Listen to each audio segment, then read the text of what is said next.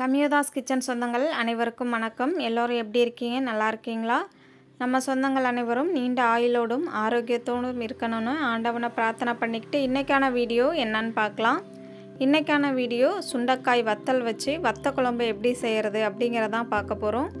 Hotel சுவையில் இந்த வத்த குழம்பு இருக்க போகுது. கடையில் வாங்கின மசாலாக்கள் எதுவுமே பயன்படுத்தாமல் வீட்டிலையே மசாலா அரைச்சி தான் நம்ம இந்த வத்த குழம்பு செய்து காமிக்க போகிறோம். வீடியோவை ஸ்கிப் பண்ணாமல் முழுமையாக பார்த்துட்டு வாங்க. இப்போ ஒரு கடாய் எடுத்துக்கோங்க. அதில் 100 ml அளவு நல்லெண்ணெய் சேர்த்துக்கோங்க. நீங்கள் நல்லெண்ணெய்க்கு பதிலாக கடலெண்ணெய் கூட தாராளமாக சேர்த்துக்கலாம், டேஸ்ட்டு குறையாது. இப்போது 100 ml ஆயில் நல்லா ஹீட் ஆகி வந்ததுக்கப்புறமா கட்டி பெருங்காயத்தை 3 அல்லது 4 துண்டுகளாக பிச்சு எடுத்துட்டு நல்லா பொரித்து எடுத்துக்கோங்க. அதை எடுத்து வேறொரு பிளேட்டுக்கு மாற்றினதுக்கப்புறம் 1 டேபிள் ஸ்பூன் அளவு கடலைப்பருப்பு, 1 டேபிள் ஸ்பூன் அளவு உளுந்தம்பருப்பு ரெண்டையும் நல்லா பொன்னிறம் வர வரைக்கும் வறுத்துக்கோங்க. இது கூடவே நம்ம 1 டீஸ்பூன் அளவு அரிசி, 1 டீஸ்பூன் அளவு மிளகும் வச்சுருக்கோம். உளுந்தும் கடலைப்பருப்பும் நல்லா பொன்னிறம் வறுந்து வந்ததுக்கப்புறமா எடுத்து வச்சுருக்கிற 1 டீஸ்பூன் மிளகையும் அரிசியையும் சேர்த்து நல்லா வறுத்துக்கலாம். அரிசி நான் பச்சரிசி தான் பயன்படுத்தியிருக்கேன்.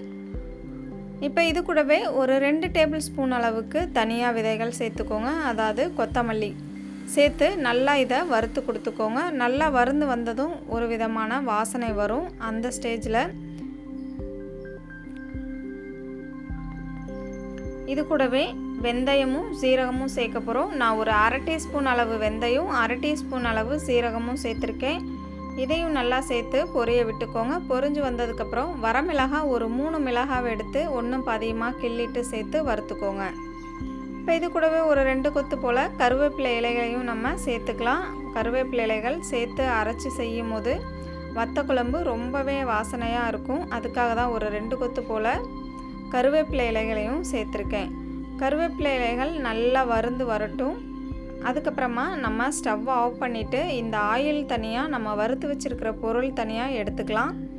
ஏன் இந்த மாதிரி ஸ்டெப்பை நம்ம ஃபாலோ பண்ணுறோம் அப்படின்னா, அந்த ஆயிலில் நல்லா கருவேப்பிலை ஸ்மெல்லு, அப்புறமா நம்ம வறுத்த கடலைப்பருப்பு உளுந்தோட ஸ்மெல்லாம் இருக்கும். அந்த ஆயிலே நம்ம வத்த குழம்பு செய்யும் போது இன்னும் நல்லா மணமாக இருக்கும். அதுக்காக தான் நம்ம ஆயிலை தனியாக வடிகட்டி எடுத்துட்டோம். நான் ஒரு டீ ஃபில்டர் வச்சு வடிகட்டி எடுத்துக்கிட்டேன். இப்போ அதே ஆயிலையே நான் பயன்படுத்தியிருக்கேன். ஆயில் நல்லா சூடாகி வந்ததுக்கப்புறம் 1 கைப்பிடி அளவு சுண்டைக்காய் வத்தல் சேர்த்து நல்லா பொரிய விட்டுக்கோங்க. நல்லா வறுந்து வந்ததுக்கப்புறமா இதை தனியாக வேறொரு பிளேட்டுக்கு மாற்றி எடுத்துக்கலாம். வத்தல் நம்ம சேர்த்த உடனேயுமே நல்லாவே பொரிஞ்சு வந்துடும். இப்போ பாருங்கள், நல்லா பொரிஞ்சு வந்துருச்சு. இதை நம்ம அரிச்சு எடுத்து வேறொரு பிளேட்டில் மாற்றி வச்சுக்கலாம். இப்போ இதே மாதிரி வறுத்துட்டு வேறொரு பிளேட்டில் மாற்றுறதுக்கு பதிலாக நம்ம கடைசியாக கொஞ்சமாக நல்லெண்ணெய் சேர்த்து வறுத்துட்டு அப்படியே அந்த ஆயிலோட கூட இந்த வத்த குழம்புல சேர்க்கலாம். அந்த ஸ்டெப்புமே ஈஸியாக தான் இருக்கும்.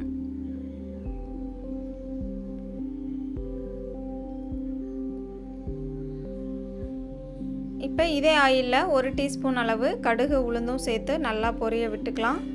கடுகு நல்லா பொரிஞ்சு வந்ததுக்கப்புறம் இது கூட நம்ம வெந்தயம் சேர்க்க போகிறோம்.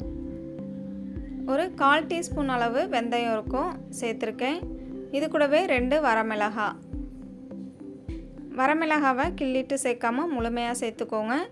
கூடவே 1 கைப்பிடி அளவு கருவேப்பிலை இலைகள் சேர்த்துக்கோங்க. நான் ஒரு 3 கொத்து போல் கருவேப்பிலை இலைகள் எடுத்திருக்கேன். கருவேப்பிலை நல்லா பொரிஞ்சு வந்ததும் ஒரு 2 கைப்பிடி அளவுக்கு சின்ன வெங்காயம் சேர்த்துக்கோங்க. 1 கைப்பிடி அளவுக்கு தோல் உரித்த பூண்டும் சேர்த்துக்கலாம். நீங்கள் முழுசாக சேர்க்குறதுக்கு பதிலாக ஒன்று பாதியமாக இடிச்சிட்டு கூட சேர்த்துக்கலாம். இப்போ வெங்காயமும் பூண்டும் நல்லா வதங்கி வர வரைக்கும் நம்ம வதக்கி கொடுத்துக்கலாம். வெங்காயம் நல்லா வதங்கி வந்ததுக்கப்புறம் இது கூட ஒரு 1/2 டீஸ்பூன் அளவுக்கு மஞ்சள் பொடியும் சேர்த்துக்கோங்க.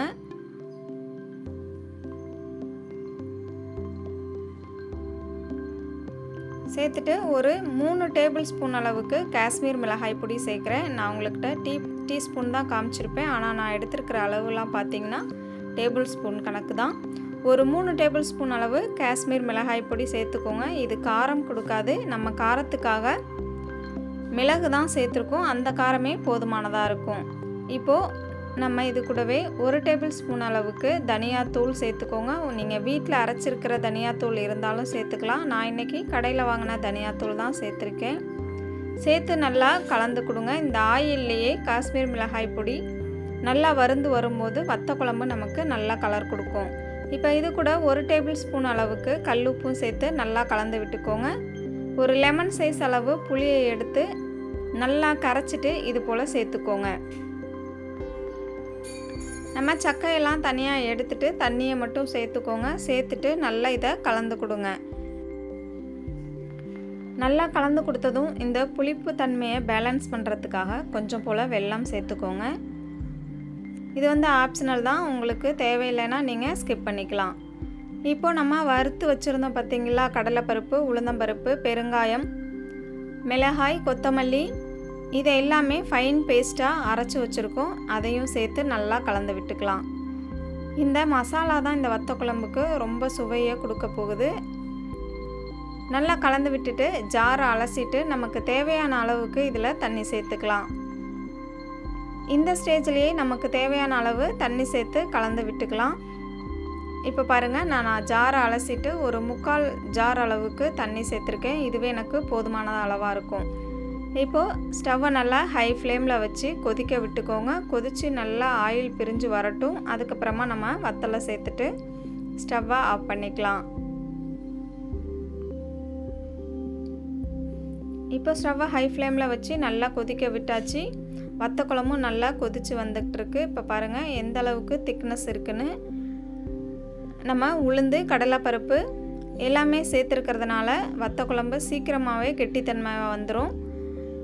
கைவிடாமல் நல்லா கலந்து விட்டுக்கிட்டே இருங்க. இப்போ பாருங்கள், மூடி போட்டு மூடி நம்ம கொதிக்க வச்சிட்ருக்கோம். நல்ல பச்சை வாசனையெல்லாம் போனதுக்கப்புறமா இந்த மாதிரி தான் இருக்கும். இப்போ நம்ம வறுத்து எடுத்து வச்சுருக்கிற அந்த சுண்டைக்காய் வத்தலையும் சேர்த்து நல்லா கலந்து விட்டுக்கலாம்.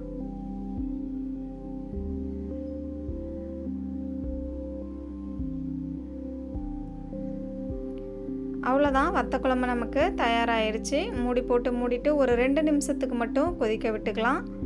ஏன்னா நம்ம ஆல்ரெடி வத்தல் வறுத்து தான் வச்சுருக்கோம். ஒரு 2 நிமிஷத்துக்கு அப்புறம் பாருங்கள் நல்லாவே கொதி வந்திருக்கு. நீங்கள் இந்த ஸ்டேஜில் கருவேப்பிலை சேர்க்க விருப்பம் இருந்துச்சுன்னா 1 கொத்து 2 கொத்து போல் கருவேப்பிலை இலைகள் சேர்த்துக்கோங்க. ஏன்னா நம்ம ஆல்ரெடி ஆயிலே கருவேப்பிலை இலைகள் சேர்த்து வறுத்து தான் வச்சுருக்கோம். அதுவே போதுமானதாக இருக்கும். இப்போ பாருங்கள், நமக்கு முழுமையாக வத்த குழம்பு ரெடியாகி வந்திருக்கு. இது ஹோட்டல் சுவையில் இருக்கும். ஒரு காரக்குழம்பு, வத்த குழம்பு ரெண்டையுமே கலந்து சாப்பிட்ற மாதிரி ஒரு டேஸ்ட் இருக்கும். கண்டிப்பாக நீங்களும் உங்கள் வீட்டில் இந்த மெத்தடில் ஒரு முறை ட்ரை பண்ணி பாருங்கள். உங்களோட எக்ஸ்பீரியன்ஸ் எப்படி இருந்ததுன்னு கண்டிப்பாக என் கூட ஷேர் பண்ணுங்கள். தேங்க்யூ.